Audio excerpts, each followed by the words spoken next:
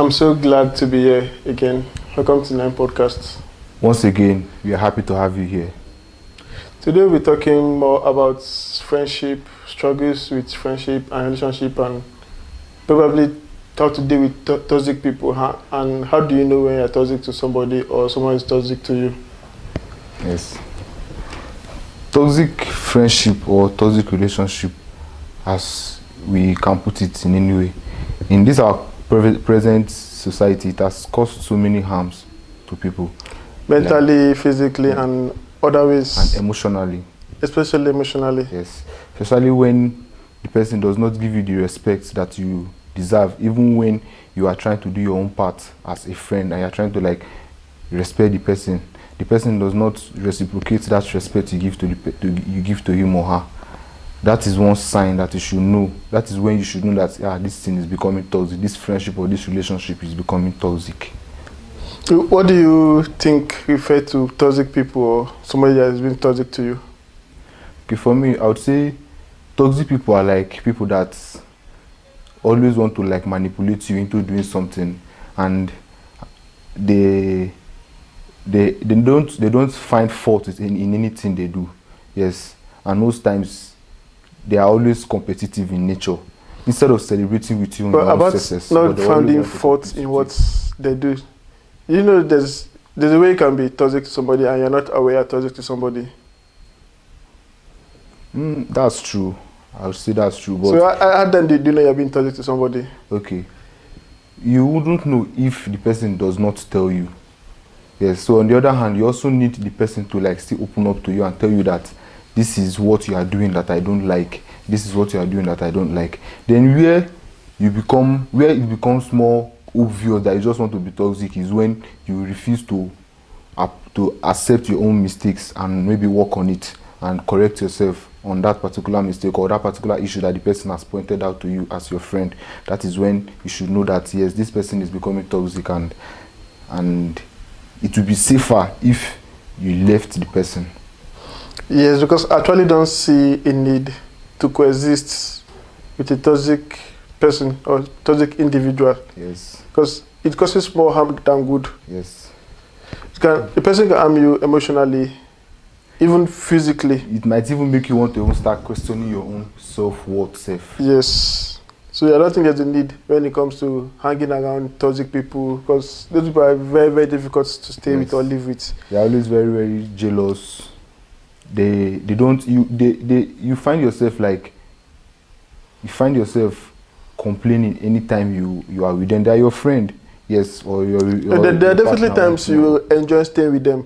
Yes. For the fun and everything. They have other good aspect of their life that is very, very good and come to be with. But when you weigh the both, when you try to weigh the advantages bringing to you and the disadvantage, if you see that the disadvantage is more, my advice is for you to run for your life, because they will just break you. Yes. They will break you. And then people say people actually change. When being toxic is something that is really deep rooted. Yes. Not easy to change. Yes. Most times it's not even their fault. Most times the way they were brought up. And people they've been around. There are some people that they don't have love at home. They don't know what love means. So when they come across people that are trying to express the love for them, or that is trying to show them love, they will end up finding it difficult to accept it because it's not something they are used to. Yes. And then situations can change people along the line. Yes, situations can change people when you've gone through situations. Let's use example now. Let's say a loving guy doing everything in his relationship. For his girlfriend. Yes, and then the girlfriend fucked him up. It makes it difficult to trust another lady. Yes. And then the next relationship is going to be toxic. There's a very, very high tendency that the person is not even going to value the next thing he had because of his past. It will take a very difficult time for him to trust. Yes. But on the other hand, although this life is just so funny, but for me, I just feel like we shouldn't always use our past experience to judge our present relationship with other people. Yes. That is what I feel like. Because not everybody is the same thing, not everybody are the same thing. That's facts. Yes. And me, if I'm your friend and I'm this type of person that I like to maintain my boundaries. Yes. If I'm your friend, anything you do to me or anything I do to you, I'm expecting you to do that thing to me in return. So I'm always trying my best to not to cause any issues. Like now, like if you set boundaries now as your friend, and you tell me that these are the things I like and these are the things I don't like, and then I'll accept, yes, because me, I don't want problem. I don't really like to get issue with people. So but then this thing, but if we imagine I walk up to you and like, Thomas, you're being toxic to me, what would be your reaction about it? Yes, for me, I will feel. Will you feel irritated, offended, or I won't feel irritated. calm about it? I will not feel offended, although I am human. But I would want to know the reason. I would want to know the things I've done, because there must be actions. My actions must have. Okay, now what if you think about the reasons I told you, and then you justify it, like you feel everything is okay with it, like there's nothing wrong in it? If I feel like everything is okay with me, it, and you are not okay with it, or my advice for you is to just leave, because that is what we are talking about now. That is the toxic friendship we're talking about. When you find it difficult to accept your own mistakes and accept that the one that is at fault at that time, that's when we're talking about. That's why you are calling it toxic. Then let me talk about now we're talking about how they affect individuals. Yes. Okay, how do they affect the society in group, at the workplace, school, or anywhere else? Okay. If for an individual you find yourself you are toxic in nature, and then you find yourself amongst. Yeah, you don't know if you are toxic in nature. People have to tell. People are aware of it when you are not even aware of it. Okay. So what if they tell you that this is what you are doing and I don't like it, or this is what you are doing and it's not good, and you refuse to change? That's been told, but we're kind of deviating from the question. How do they affect the society? Like imagine, you're working at a very big or small organization, and then your boss is a very toxic person. How does it affect you working and your colleagues at the workplace, or maybe your school? It's okay. It might even make you like to lose your self-worth as a person, and then it will make that organization or that particular place to be disorganized, because there's nobody that is willing to like understand what is going on, and there's nobody that is going to tell the boss or whoever you think it is that this is what you are doing that is not good or not. So at that time, it will make the organization or the school or the workplace, like it will make everybody there to be just it won't be that lively. There won't be much love. But that does not mean the person will not be playful sometimes, jovial sometimes, as much as the person is toxic in certain times. Yes, that's true. Everybody has the happy side and their bad side. Yes. Well, to me, the way it affects organization is like, let me use this example. Like, when you're toxic people, you don't actually see good in them all the time. Even when your staff are doing the best, you don't give them the appreciation. You always find one or two faults in them. And then it will make them to start losing interest on, let me say, focusing on the growth of that particular organization, because they feel like there's nothing I will do that will make this person to like to acknowledge what you're doing. But then it has one positive effect when it comes to that aspect of not giving people, appreciating people. It makes them to work harder. Well, not everybody. Some people actually want. There's some people that know what they want. Yes, but there are some people they'll try to impress you with them and they work harder. Yes, there are some people that they tend to work harder when they see an appreciation, or you give them their flowers for what they are doing. Yes, they will tend to work harder. But there are some people that they easily get discouraged. Yes. So while you are doing whatever you are doing, you should know that your actions has big impact on people, on their career, and stuff like that too. Okay, now what do you think is the major struggles with friendships in this generation, the world we live in now? Major struggles with friendship? Yes. Let me say competition. Too much, There's too too much much, too competition. much, too much, too much. There's too much Your guy competition, buy Benz. You are then happy for the person and then envious about it. which is not supposed to be so. Which is not supposed to be. So you should be genuinely happy for the person. As young boys, we should as young youths that we are, we should be able to celebrate each other's success. We should be able to celebrate our achievements within ourselves, and you should even know the kind of friends you are having. Because for me, if I notice one funny behavior about you, maybe I achieve something, and then you just try to start looking for a way to discredit what I have done, or to start finding faults in what I'm doing. It's not going to be like to be funny on the person at all. Yeah. Yes. And then let me say which excuse that one is, because I see that an excuse. Yes. All those things they say normally.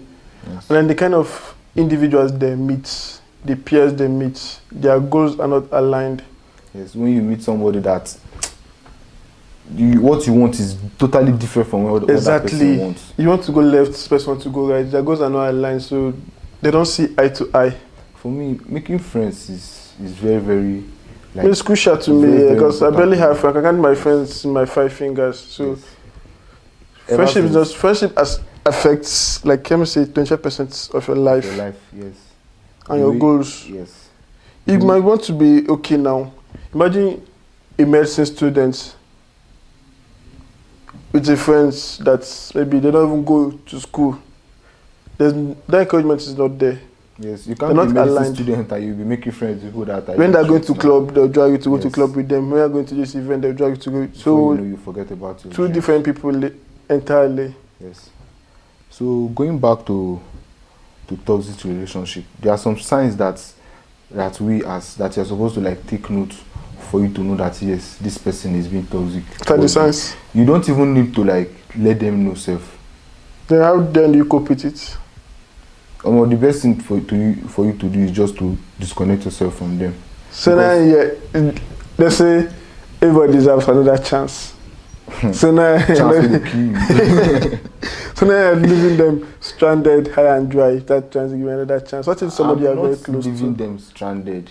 It's just for my own emotional health. Okay, now let's say somebody you are close to, right from childhood. Okay. But wait, and then the person goes up to 25, 26 years, and then life fucked the person up, and the person changed. I know this person was not like this before. So will you continue to cope with the person despite those effects that the friendship is having on you? Will you continue to cope with the person? You give so many trials and say that I'm just to not go again. No, you leave. That is the point. That's what I was talking about. So what are the signs that this person is being toxic to you? You made reference to that few seconds ago. Lack of respect, manipulation, and control. They're good at that. Yes. They don't want to... if you tell them anything, maybe they'll not be able to tell them you did it. Now the one with everything they won't do. Yes, yes. Me, if as your friend I come to your house or we are staying together and you tell me that this thing I'm doing is not good, or I won't... There's one proverb that people used to say that I can't wait. Meaning? Yeah, can't get this. So yeah, that is, let me just say it in a layman's language. The hand the person bring for you, the other hand you will take full one. How? That is, you reciprocate the energy that someone gives to you. Yes, that's what it means. So for me, I don't even need to know. You don't even need to show me if you are being toxic or not. If I respect you and you don't respect me, I will leave you. Especially reciprocal. Yes. So, why do you think people hold on to relationships even when it's been toxic to them? Financial benefits, love, lust, and maybe other benefits. Because you're not going to blow it for eye for nothing. You might think. Yes. Most times it might not even be material benefits. Most times you... Persuade toxic feed emotionally. Most times it's just like the guilt of feeling like obligated to maintain loyalty to somebody. Like you don't want to be the person that cuts it off. That cuts it off. Yes. you don't want to be there, but you don't want to end it. So how then do you go about it then? How do you resolve it? Most of the times, you just have to like use your head. I want to use your head now. For me, most times, whenever I find myself in that kind of situation, I'll just try to like put up some actions that will make the person want to leave. Okay. It's a very, very bad thing.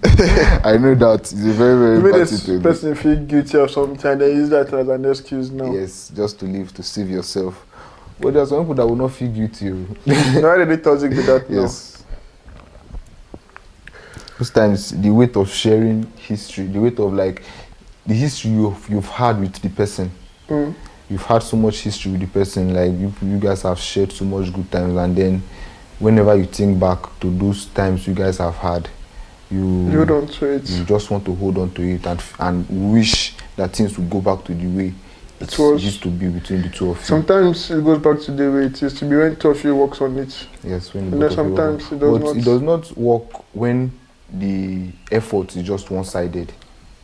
Nothing works when it's one-sided now, when it involves two people. Yes. So one thing we'll have to do is like set boundaries and learn how to let go of something. Let it go. So you have to define communication boundaries. You should know what you accept, what somebody will say to you that you accept, and what you will not accept from that person. Mm-hmm. Yes. So another thing is you have to recognize when you know that change is not possible. Like you've tried your best to change this person and you see that this person don't want change you. What if as a common person can change? So it's not your fault again, which means the person did not want you around. Because what's the difference? That's true. What's the difference? What's the difference? Yes. Mm-hmm. There's a point where when you are trying to like cope in a toxic relationship, you forget about yourself. You forget about that self-awareness. Even those things you want to do for yourself, you don't want to do it because you are trying to please somebody that does not even see your worth. You understand? So when you get out of that relationship, the first thing you should do is you discover yourself. Go back to those things you used to do that used to make you more of a lively person. Yeah, that's true. Mm-hmm.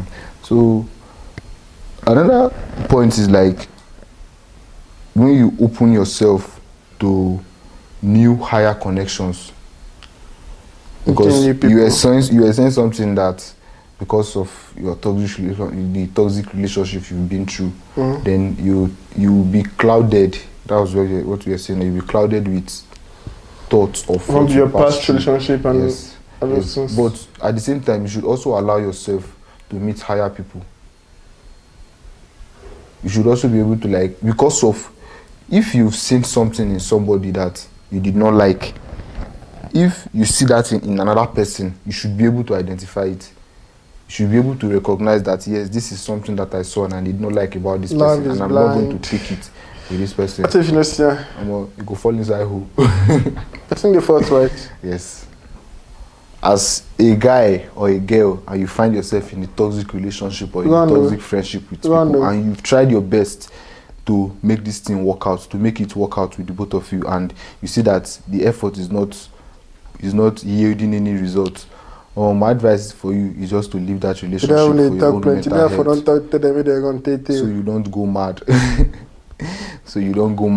So you don't get frustrated and maybe you lose yourself in the process of trying to please another person. So please, let's hold on to the next episode because we have a lot of questions to be answered. Don't forget to like and subscribe. You're always welcome to Night Podcasts, and we are here to stay.